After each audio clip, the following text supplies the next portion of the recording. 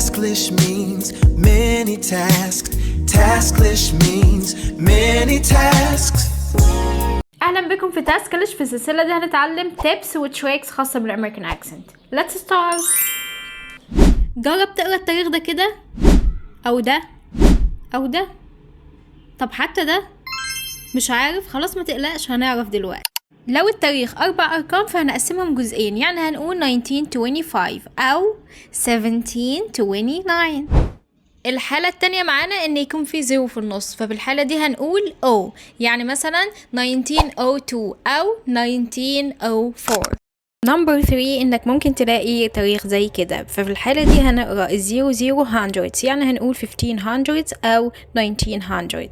نمبر 4 بنقرا من 2001 ل 2009 زي العربي، يعني بنقول and، يعني مثلا 2001 2003 2007 2009. لو لسه بتتلخبط فيهم عيد الفيديو اكتر من مرة. اما دلوقتي تعالوا نشوف النيتيف سبيكرز بينطقوا ازاي. In 1925, the good Homolocene projection was created. In the early 1600s, more indigenous people came seeking refuge. 1908 and 1909. Other historians dispute that date, claiming she was born in 1820, 1822, 1824, and other dates. Her certificate of death lists her birth year as 1815. Her tombstone reads 1820. لو لسه جديد معانا متنساش تسمع باقي السلسلة عشان تستفيد.